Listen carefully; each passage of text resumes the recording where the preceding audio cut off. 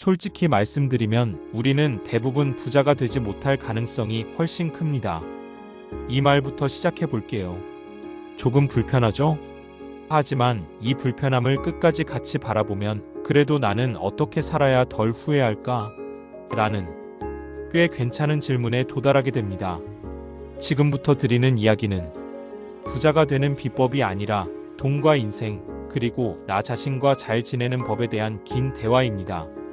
그리고 그 대화의 결과로 당신이 부자가 될 확률도 조금은 올라가게 할 겁니다. 1. 99%는 부자가 되지 못한다는 사실부터 솔직하게. 우리는 어릴 때부터 이런 말을 많이 들으며 자랍니다. 열심히 하면 뭐든 할 수 있어. 노력은 배신하지 않아. 포기하지 않으면 언젠가는 이룰 수 있어. 물론 절반은 맞습니다. 하지만 나머지 절반은 성인이 된 우리에게 잔인하게 다가오죠. 열심히 했는데도 망한 사람, 최선을 다했지만 회사가 망해서 하루아침에 실직한 사람, 성실하게 돈을 모았지만 부모님의 병원비 한 번에 다 쓴 사람, 집값이 미쳐 날뛸 줄 몰라 영영 내 집은 꿈이 되어버린 사람. 그 사람들에게 내가 더 열심히 안 해서 그래 라고 말하는 건 사실상 세상의 복잡함을 무시하는 폭력에 가깝습니다. 부자가 되는 건 능력, 노력, 환경, 운이 섞여 만들어진 결과입니다. 여기서 우리가 통제할 수 있는 건 능력과 노력 그리고 어느 정도의 선택뿐이죠. 어느 나라에 태어나는지, 어떤 부모를 만나는지, 어느 시기에 사회에 나오는지, 어떤 정책과 시대의 흐름 속에 사는지, 이건 우리가 고를 수 없습니다. 그래서 99%의 사람들은 통계적으로 부자가 되지 못합니다. 이건 자존심의 문제가 아니라 현실의 문제입니다. 그렇다면 질문은 바뀌어야 합니다. 나는 반드시 부자가 될까? 거의 틀린 질문. 나는 부자가 되지 못하더라도 어떻게 잘 살 수 있을까? 훨씬 좋은 질문. 그리고 여기에 한 가지 질문을 더 얹어야 합니다. 그럼에도 불구하고 내가 부자가 될 확률을 조금이라도 어떻게 올릴 수 있을까? 이 두 가지 질문이 오늘 이야기의 양날개입니다.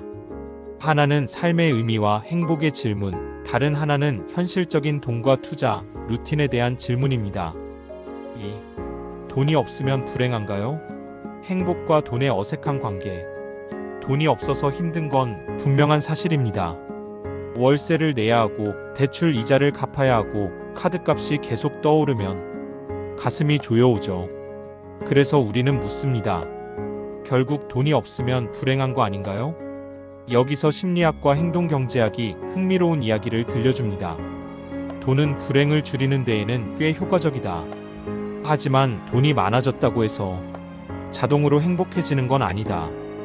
돈은 약간 이런 존재입니다.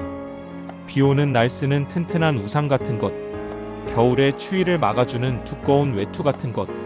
있으면 훨씬 덜 춥고 덜 젖고 덜 고생합니다. 그런데 두꺼운 외투를 입었다고 해서 인생이 갑자기 의미 있어지고 가슴이 벅차오르고 관계가 깊어지는 건 아니죠. 그건 다른 차원의 문제입니다. 그래서 심리학은 말합니다. 돈은 행복 그 자체가 아니라 행복을 돕는 도구일 뿐이다. 그리고 이 도구는 아무 이름도 방향도 없이 방치되면 우리를 오히려 이상한 방향으로 끌고 가기도 합니다. 돈에는 제목이 필요하다. 행동경제학에서 자주 나오는 개념이 있습니다. 레이블링된 돈 제목이 붙은 돈은 사람을 더 행복하게 만든다. 같은 10만 원이라도 그냥 통장에 쌓인 돈과 부모님 건강검진을 위해 차곡차곡 모으는 돈은 우리를 대하는 느낌이 완전히 다릅니다. 나를 위해 준비한 1년 뒤 여행 갯돈, 아이와 5년 뒤에 함께 가볼 유럽 여행을 위한 적금, 은퇴 후에도 최소한의 자존심을 지키기 위한 생활비 자금. 이렇게 돈의 제목이 붙는 순간 돈은 단순한 숫자가 아니라 미래의 어떤 장면과 연결된 에너지가 됩니다. 그래서 제목 없는 돈은 우리를 불안하게 만들지만 제목이 붙은 돈은 우리를 견디게 만들고 버티게 만들고 가끔은 설레게도 만듭니다. 3. 행복은 목표가 아니라 연료다.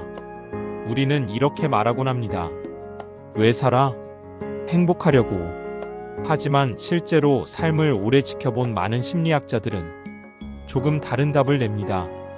행복은 목표라기보다는 버티기 위해 꼭 필요한 연료에 가깝다.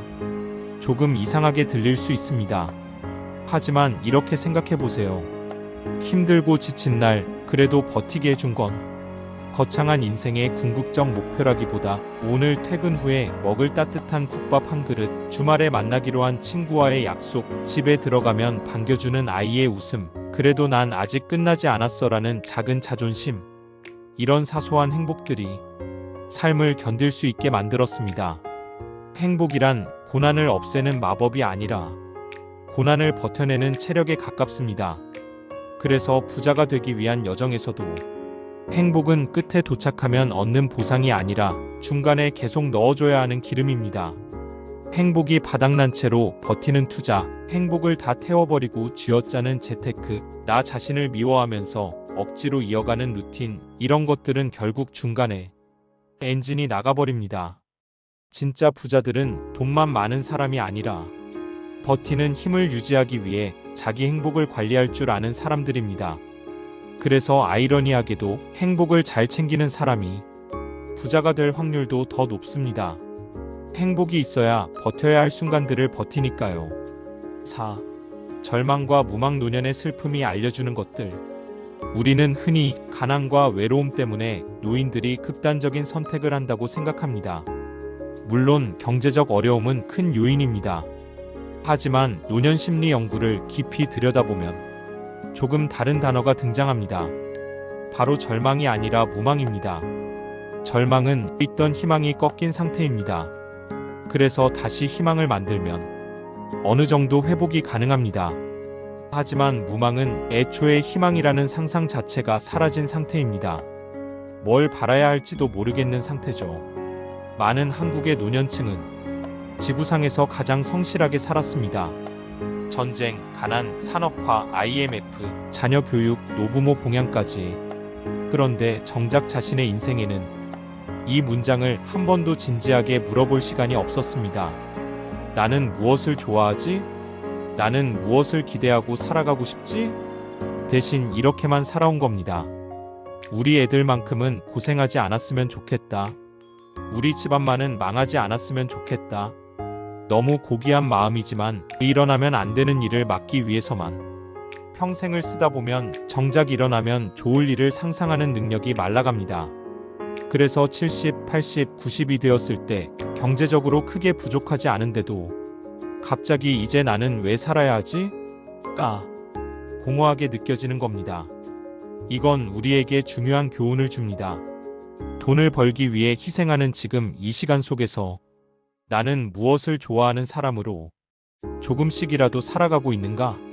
좋아하는 음악 한 곡, 가슴이 편안해지는 취미, 나답게 쉴 수 있는 방식, 의미 있게 느껴지는 관계, 이것들을 지금부터 조금씩 쌓아두어야 나중에 무망의 늪에 빠지지 않습니다.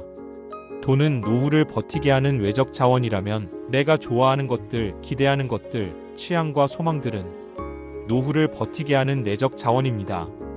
우리는 둘 다 필요합니다. 운은 얻어 걸리는 것이다 하지만 확률은 올릴 수 있다. 이제 조금 현실적인 얘기로 가볼까요? 누가 뭐래도 부자가 된 사람들의 공통적인 설명은 이렇게 정리됩니다. 운 능력. 여기서 질문이 생깁니다. 운은 어차피 내 마음대로 안 되는 거잖아요. 그럼 아무 의미 없는 거 아닌가요? 완전히 그렇진 않습니다. 운은 통제할 수 없는 것이지만 운이 나에게 올 확률을 높이는 행동은 통제할 수 있는 것이기 때문입니다. 비가 오는 날을 예로 들어볼까요? 집 안에만 가만히 있으면 비를 맞을 확률은 0%입니다. 매일 같은 시간에 우산을 들고 밖으로 나가면 비를 맞을 확률은 훨씬 높아집니다. 비를 내리게 할 수는 없습니다. 하지만 비를 만날 확률을 높이는 행동은 우리가 선택할 수 있습니다. 주식, 사업, 좋은 사람을 만나는 기회, 우연처럼 보이는 제안들 역시 비슷합니다. 계속 공부하고 꾸준히 투자하고 새로운 사람들과 대화를 나누고 실패해도 다시 시도하는 사람들에게 어쩌다 보니 좋은 기회가 오더라 라는 일이 확률적으로 더 많이 생깁니다. 이게 바로 빈도의 힘입니다. 운은 얻어 걸리는 거다. 하지만 얻어 걸리려면 시도 횟수를 늘려야 한다. 여기서 등장하는 게 바로 루틴입니다. 루틴 운이 들어오는 문을 계속 열어두는 행동. 루틴은 거창한 게 아닙니다. 매달 월급 들어오면 일정 금액을 무조건 투자 상품으로 옮기는 습관. 한 달에 한 번은 꼭 재무 상태를 점검하는 날을 만드는 것. 매일 10분이라도 경제심리 투자 관련 책을 읽는 시간. 강연을 하면 그 회사 주식을 조금씩 사 모으는 행동. 이런 것들은 모두 운을 끌어들이는 문을 계속 열어두는 행위입니다. 운 좋아지는 법은 사실 거창하지 않습니다. 쉽게 포기하지 않는 루틴, 꾸준히 반복되는 작은 행동, 그 안에서 차곡차곡 쌓이는 경험과 통찰, 이것들이 어느 날 누군가의 눈에는 운 좋아 보이는 결과물로 나타날 뿐입니다. 6. 루틴은 기분 좋을 때가 아니라 좌절했을 때 만들어진다. 재미있는 건 사람들이 루틴을 만들겠다고 결심하는 순간은 대부분 가장 바닥을 친 날이라는 겁니다. 통장 잔고를 보고 멍해진 날, 카드값을 보고 뒤통수를 맞은 날, 투자 계좌가 반토막 난 날, 갑자기 회사 구조조정 소문이 들려온 날, 그때 우리는 다짐합니다. 이제 진짜 제대로 해보자. 하지만 대부분은 며칠 지나고 나면 흐지부지 됩니다. 왜 그럴까요? 우리는 큰 좌절은 큰 변화로 극복해야 한다고 믿기 때문입니다. 한 번에 몸무게 10kg를 빼야 할 것 같고, 영어 성적을 단기간에 300점 올려야 할 것 같고, 투자 수익률을 단숨에 만회해야 할 것 같고, 한 달 만에 인생이 달라져야 할 것 같죠. 그러다 보니 현실에서는 시작조차 못하거나 3일 만에 지쳐 쓰러집니다. 루틴은 큰 변화가 아닙니다. 작은 행동의 지루한 반복입니다. 그래서 이렇게 바꿔야 합니다. 큰 좌절일수록 작은 루틴을 여러 개 만든다. 예를 들어볼까요? 오늘부터 매달 5만 원이라도 자동이체로 ETF를 산다. 매주 토요일 오전 30분만 내 소비 내역을 적어본다. 자기 전 10분은 아무리 피곤해도 돈 심리 습관 관련 글을 읽는다. 쇼핑이 너무 하고 싶을 때는 최소 24시간은 고민해보고 산다. 이 작은 루틴들은 처음에는 아무 의미 없어 보입니다. 하지만 일주일, 한 달, 1년이 지나면 완전히 다른 사람을 만들어 놓습니다. 돈을 대하는 감각이 달라지고, 위험을 보는 눈이 달라지고, 이건 아닌데 싶은 선택을 피하는 힘이 생깁니다. 우리가 부자가 되는 건 어느 날 갑자기 로또가 맞아서가 아니라 대부분 이런 지루한 루틴이 만들어낸 능력 때문입니다. 그래서 기억해야 할 건 하나입니다. 루틴은 내가 가장 자신이 싫어지는 날, 좌절이 가장 클 때, 그날 시작하는 게 제일 좋다. 그때 시작한 작은 습관 하나가 10년 뒤 운 좋았던 날의 바탕이 됩니다. 7. 가장 중요한 것과 가장 먼저 해야 할 것은 다르다. 재테크 강의를 들어보면 이런 말이 자주 나옵니다. 부자가 되려면 제일 중요한 건 소득을 늘리는 겁니다. 맞는 말입니다. 소득이 늘어나야 투자할 수 있는 여유 자금도 늘어나고 위험을 감당할 수 있는 체력도 생기니까요. 그런데 다시 이렇게 묻습니다. 그럼 부자가 되기 위해 제일 먼저 해야 하는 건 뭔가요? 많은 전문가들이 이렇게 말합니다. 소비를 줄이는 것입니다. 이 지점에서 우리는 자꾸 착각을 합니다. 제일 중요한 게 소득 상승이니까 나는 일단 소득부터 늘려야겠다. 그래서 어떻게 하냐면 빚이 잔뜩 있는데도 이건 기회야라며 무리해서 투자하고 카드 할부를 돌려막으면서 단기 고수익 상품에 뛰어들고 기본적인 안전망 없이 레버리지 투자를 시작합니다. 이 과정에서 운 좋게 성공하는 사람도 있습니다. 하지만 문제는 한번 그렇게 성공하면 대부분 이게 내 방식이구나 라고 착각하고 같은 종류의 더 큰 위험을 반복하게 됩니다. 그리고 언젠가 크게 무너집니다. 그래서 순서를 이렇게 정리해야 합니다. 제일 먼저 할 일, 소비 구조 점검 앤드 줄이기. 어느 정도 안정이 만들어지면 소득을 늘릴 방법 고민하기. 그 다음 투자와 자산 배분 구조 다듬기. 이 순서를 무시한 채 늘 2번과 3번만 고민하는 사람은 시간이 지날수록 나에 대한 원망이 쌓입니다. 왜 나는 그때 그걸 샀을까? 왜 그땐 저걸 안 했을까? 나는 왜 이렇게 바보 같지? 돈을 미워하기보다 자기 자신을 미워하는 마음이 커지면 돈은 단순한 숫자를 넘어 내 자존심을 공격하는 괴물이 됩니다. 그래서 부자가 되기 위한 첫 번째 단계는 사실 돈 공부가 아니라 나 자신을 덜 미워하게 되는 구조를 만드는 것입니다. 그 시작이 바로 과소비를 줄이고 내 돈의 흐름을 한 번이라도 직접 눈으로 확인해 보는 것입니다. 8. 반사실적 사고. 우리가 사기에 잘 속는 이유. 사기에 잘 속는 사람들, 무모한 투자를 반복하는 사람들의 공통점 중 하나는 반사실적 사고를 너무 자주, 너무 편향되게 사용한다는 점입니다. 반사실적 사고란 이런 겁니다. 그때 그 코인을 샀으면 지금 10배였는데, 그때 그 아파트를 샀으면 지금은, 그때 그 말을 안 했으면 이별하지 않았을 텐데, 하지 않은 선택의 결과를 상상하는 능력입니다. 이 능력 자체는 나쁜 게 아닙니다. 오히려 인생을 돌아보고 더 나은 선택을 준비할 수 있는 중요한 도구입니다. 문제는 우리가 이 능력을 상상하기 쉬운 것에만 사용한다는 데 있습니다. 엄청 오른 코인, 폭등한 주식, 핫했던 부동산, 이런 건 뉴스와 사람들 입에서 계속 반복해서 들리는 것들입니다. 그래서 상상이 너무 쉽습니다. 아, 나도 저때 그거 샀으면. 하지만 이렇게 쉬운 상상에는 늘 빠져 있는 것들이 있습니다. 그 코인으로 돈을 잃은 수많은 사람들, 그 주식이 반토막 났을 때 떠난 사람들, 부동산을 샀다가 대출 이자로 삶이 무너진 사람들. 우리는 보이지 않는 선택의 결과는 잘 상상하지 않습니다. 그래서 사기는 항상 보이기 쉬운 성공 사례를 앞세웁니다. 이 사람은 이렇게 해서 1년에 억 벌었어요.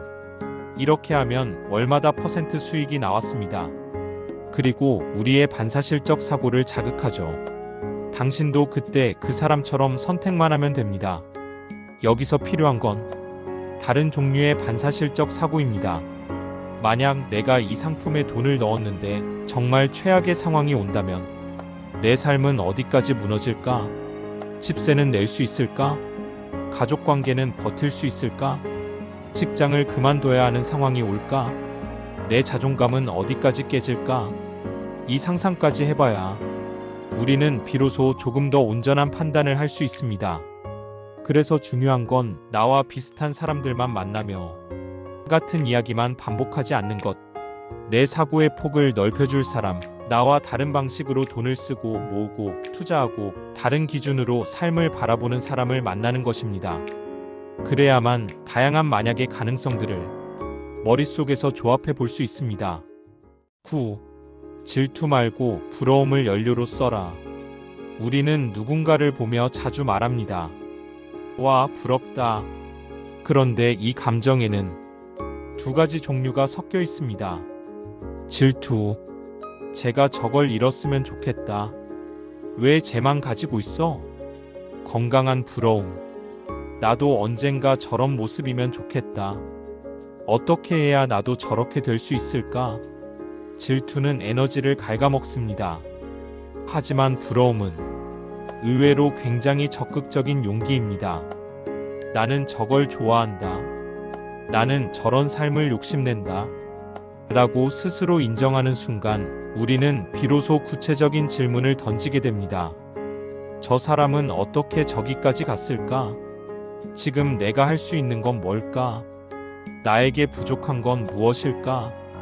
그리고 한 걸음 더 나아가 그들에게 이렇게 말할 수도 있습니다. 솔직히 말하면 나는 당신의 이런 부분이 참 부럽습니다. 어떻게 그런 삶을 만들 수 있었는지 조금 듣고 싶어요. 이 말을 기쁘게 받아들이는 사람들은 대부분 당신이 조금 더 나아지도록 도와주려는 사람들입니다. 이 사람들이 바로 당신 편입니다. 반대로 당신의 부러움을 불편해하고 질투심을 자극하고 넌 안 될 거야 를 은근히 주입하는 사람들은 당신 인생에서 거리를 둬야 할 사람들일지도 모릅니다. 누구를 부러워하느냐는 당신이 앞으로 어떤 방향으로 에너지를 쓸지 결정하는 중요한 출발점입니다. 10. 돈을 잘 관리하는 사람들의 숨은 공통점. 돈을 잘 다루는 사람들에게는 눈에 잘 보이지 않는 공통점들이 있습니다. 외롭지 않으려 애쓴다. 외로운 사람일수록 충동구매, 과소비, 보상소비에 취약합니다. 이 돈을 쓰지 않으면 나 자신이 너무 비참해 보여서 카드를 긁는 경우가 많습니다. 쓸데없이 바쁘지 않다. 진짜 정신없고 바쁜 사람들은 미래를 생각할 인지 자원이 부족합니다. 그래서 지금 당장 기분 좋아지는 선택에 자꾸 돈을 쓰게 됩니다. 충분히 쉰다. 수면 부족은 충동적인 소비와 단기적 만족을 쫓는 결정을 부릅니다. 잘 쉬는 사람, 잘 자는 사람일수록 나중에 후회할 것 같은 선택을 조금 더 잘 거릅니다. 결국 돈 관리의 상당 부분은 내 몸과 마음을 얼마나 잘 돌보느냐와 깊게 연결되어 있습니다. 우리는 자꾸 더 많이 벌어야 돼에만 집중하지만 더 많이 쉬고 덜 외롭게 지내고 덜 정신없이 바쁘게 살 수 있는 구조를 만들면 그 자체가 이미 돈을 잘 쓰고 모을 수 있는 토양이 됩니다. 11. 급격한 부는 왜 많은 사람을 망가뜨릴까? 로또 1등 당첨자들의 만로에 대한 연구는 세계 곳곳에서 반복적으로 등장합니다. 갑자기 큰 돈을 얻은 뒤 몇 년 안에 파산, 이혼, 우울증, 고립으로 무너지는 사례들. 이건 단순히 그 사람들이 돈을 못 지켜서가 아니라 그 돈을 감당할 만큼 내적 심리적 시스템이 준비되지 않았기 때문입니다. 돈은 약과 비슷합니다. 약과 독을 가르는 것은 결국 용량이다. 부도 마찬가지입니다. 내가 감당할 수 있는 수준의 부는 삶을 풍요롭게 합니다. 내가 감당할 수 없는 급격한 부는 내 인간관계, 자존감, 생활 패턴, 가치관을 한꺼번에 흔들어 놓습니다. 그래서 중요한 건 부를 쌓기 전에 부를 감당할 수 있는 사람으로 서서히 성장해 가는 것입니다. 돈 때문에 상처받아 본 경험, 소비를 후회해 본 경험, 투자에서 손실을 본 경험, 빚을 감당해 보며 배운 교훈들. 이런 자잘한 실패와 고민들이 결국 돈에 대한 직관을 만듭니다. 그리고 이 직관이 어느 정도 자리 잡았을 때 서서히 큰 부가 들어오면 우리는 그 부를 비교적 잘 다룰 수 있습니다. 그래서 당신이 지금 겪고 있는 돈에 대한 고민과 고통은 단순히 불행이 아니라 부를 감당할 수 있는 사람으로 성장하는 과정일 수도 있습니다. 12. 돈에 대한 나만의 철학이 필요하다. 나이가 들수록 돈을 잘 다루는 사람들에게는 한 가지 공통적인 느낌이 생깁니다. 이제는 벌어야 할 때와 이제는 써야 할 때를 스스로 구분할 줄 안다.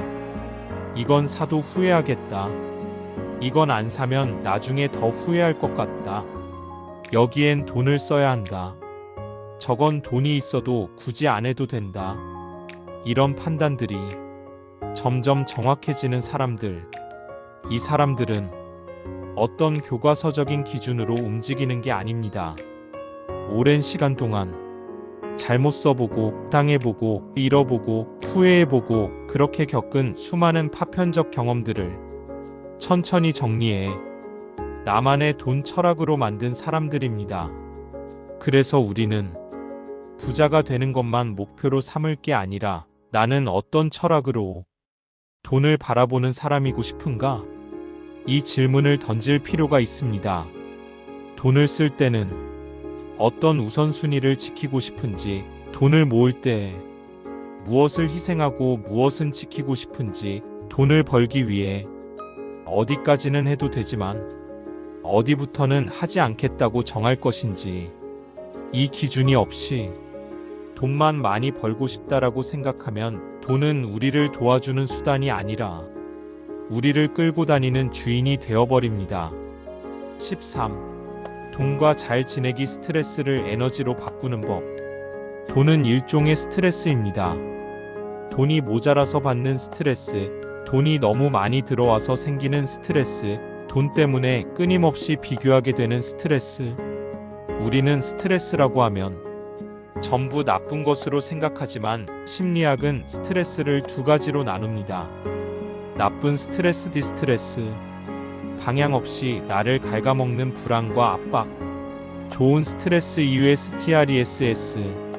내가 가고 싶은 방향을 향해 나를 조금 더 움직이게 만드는 긴장감. 똑같이 돈이 부족하다는 고민도 난 망했어. 난 안 될 거야. 가 되면 나쁜 스트레스가 되지만 그래, 이건 바꿔야 한다. 작은 것부터라도 바꿔보자. 가 되면 좋은 스트레스로 바뀝니다. 그래서 돈을 잘 다루는 사람들은 대부분 이렇게 말합니다. 돈 걱정이 없어지는 날은 아마 평생 안 올 거다. 대신 이 걱정을 나를 조금씩 바꾸는 에너지로 쓰겠다. 이게 바로 돈과 잘 지내는 법입니다. 돈 때문에 불안을 느끼되 그 불안을 무시하지 않고 작은 루틴으로 연결짓고, 돈 때문에 스트레스를 받되 그 스트레스가 나를 조금 더 건강한 방향으로 가게 하는 신호가 되도록 만드는 것. 돈은 결국 우리가 어떻게 쓰느냐에 따라 약이 되기도 하고 독이 되기도 하는 스트레스입니다. 14. 아직 늦지 않았다. 긴 수명이 우리에게 주는 경고와 선물. 우리는 지금 역사상 가장 긴 평균 수명을 가진 시대를 살고 있습니다. 이건 두 가지를 동시에 의미합니다. 아직도 충분히 늦지 않았다. 지금 좌절하고 있어도 지금부터의 10년, 20년은 여전히 내 인생의 큰 부분입니다. 지금의 나쁜 습관을 고치지 못한 채 평생을 산다면 그 평생의 기간도 엄청 길어졌다. 이 두 가지 사실은 우리에게 선택을 요구합니다. 지금의 돈 습관, 지금의 소비 패턴, 지금의 루틴 없음, 지금의 자기 비난. 이걸 그냥 놔둘 것인가, 아니면 조금씩이라도 바꿀 것인가. 우리가 할 수 있는 건 거창한 혁명이 아니라 오늘부터 5,000원이라도 다르게 쓰기 시작하는 것, 오늘부터 10분이라도 나의 돈 흐름을 들여다보는 것, 오늘부터 한 가지라도 나를 덜 미워하는 습관을 만드는 것입니다. 긴 수명은 우리에게 한편으로는 가능성을 주고 다른 한편으로는 책임을 줍니다. 지금의 나를 어떻게든 조금씩은 괜찮게 만들어 놔야 한다. 15. 정리 부자가 되지 못해도 부자로 사는 법. 이제 이야기를 정리해 보겠습니다. 99%는 부자가 되지 못한다. 이건 개인 능력의 문제가 아니라 구조와 확률의 문제이기도 하다. 그래도 우리는 두 가지를 동시에 고민할 수 있다. 부자가 되지 못하더라도 후회 없이 잘 사는 법. 그럼에도 불구하고 부자가 될 확률을 올리는 법. 돈은 행복이 아니라 도구다.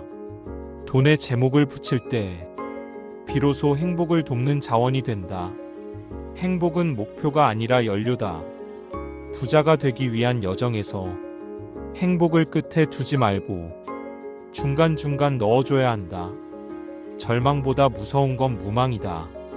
나이 들었을 때 아무것도 바라지 못하는 사람이 되지 않으려면 지금부터 내가 좋아하는 것들을 조금씩 쌓아야 한다. 운은 얻어 걸리는 것이지만 빈도와 루틴으로 확률을 올릴 수 있다. 꾸준한 루틴이 능력을 만들고 그 능력이 운이 왔을 때 잡을 수 있는 손을 만들어준다. 가장 중요한 것과 가장 먼저 해야 할 것은 다르다. 부자가 되기 위해 가장 먼저 해야 할 일은 소비를 줄이고 나를 덜 미워하는 구조를 만드는 것이다. 반사실적 사고를 성공 사례에만 쓰지 말고 최악의 경우에도 써보라. 그래야 사기에 덜 속고 무모한 투자를 덜 하게 된다. 질투 말고 부러움을 연료로 써라. 부러움을 솔직하게 표현할 때 진짜 내 편을 알게 되고 그들은 종종 나를 앞으로 끌어준다. 돈을 잘 관리하는 사람들은 외롭지 않으려 노력하고 덜 바쁘게 충분히 쉬려고 애쓴다. 급격한 부보다 그것을 감당할 수 있는 사람이 되는 것이 먼저다. 결국 돈에 대한 나만의 철학이 필요하다. 무엇을 위해 벌고 어떻게 쓰고 어디까지 욕심내고 어디서 멈출 것인지. 돈은 나쁜 스트레스가 아니라 좋은 스트레스로 바꿀 수 있다. 난 망했어 대신 이건 바꿔야 한다라는 작은 결심으로 연결될 때 긴 수명은 우리에게 두 번째, 세 번째 기회를 준다. 동시에 지금의 나쁜 습관을 오래 끌고 갈 위험도 함께 키운다. 마지막으로 이 긴 이야기를 하나의 문장으로 줄인다면 이렇게 말할 수 있을 것 같습니다. 부자가 되는 것보다 더 중요한 건 돈과 시간과 나 자신과 잘 지내는 사람이 되는 것이다. 그리고 아이러니하게도 이렇게 돈과 잘 지내는 사람, 행복을 연료로 쓰는 사람, 좌절 속에서 작은 루틴을 만드는 사람들에게 부자가 될 확률이 조금 더 높아집니다. 지금 당신이 어디에서 이 글을 읽고 있든 통장 잔고가 얼마이든 투자 계좌가 어떤 색이든 상관없이 오늘 딱 하나만 정해보세요. 내가 오늘 시작할 아주 작은 루틴 한 가지는 무엇인가? 그게 당신의 돈, 당신의 삶, 그리고 돈 때문에 나 자신을 미워하는 시간을 조금씩 줄여줄 첫 번째 투자일지도 모릅니다.